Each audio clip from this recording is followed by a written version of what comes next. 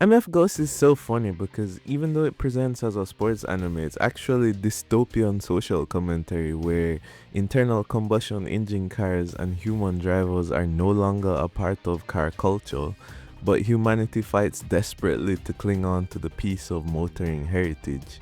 Out of this desperation is born the MF Ghost competition. Initial D returns, but for the modern era, drifting into the 2020s with the main car as a Toyota GT86, replacing the iconic Panda AE86. The clueless talent of Takumi Fujiwara is replaced by the upright half Englishman and half Japanese Kanata Katagiri. With the uprise of MF Ghost, the fans have been asking a few questions like where is Takumi in this supposed sequel of Initial D? How is it related to the original Initial D franchise, and how much time has passed in the universe? What is the truth behind the weight to grip ratio rule of the MF Ghost contest? And lastly, is the anime as good as the original Initial D was? Over the next few minutes, I'll seek to answer all of these questions. Stay tuned. MF Ghost is the direct sequel to the Initial D series. It follows Kanata Katagiri, who graduated from the fictional Royal Donington Racing School in England, where he was taught and mentored by Takumi Fujiwara from the original Initial D. The series features several characters from the initial story, such as Ryusuke Takahashi, who maybe gets referenced the most out of all the original cast.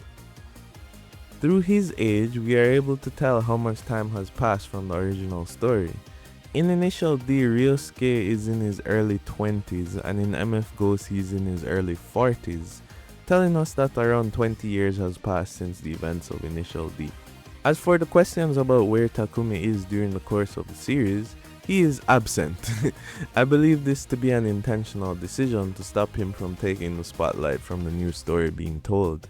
He's alive and okay, living in England, teaching at the Royal Donington Racing School. In the few flashbacks where they show the characters back, we are able to see him at the Donington circuit. This is a real track located in Leicestershire, England's Midlands. Now, about the MF Ghost event itself, MF Ghost is so funny because even though it presents as a sports anime, it's actually dystopian social commentary, where internal combustion engine cars and human drivers are no longer a part of car culture, but humanity fights desperately to cling on to this piece of motoring heritage. Out of this desperation is born MF Ghost, a circuit event where drivers drive traditional cars around a closed track where the only limitations the vehicles face is the grip to weight ratio.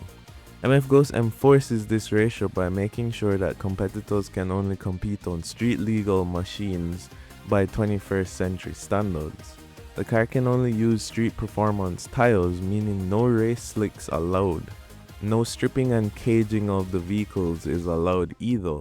How this plays out materially is that you will have a 600 horsepower Lamborghini or Porsche monster that cannot utilize its full power in the corners due to the restrictions, while a lower horsepower car like our 86 can go all out in the race on standard performance tires. In implementing this, it really feels like the show has captured the spirit of Initial D in the modern era.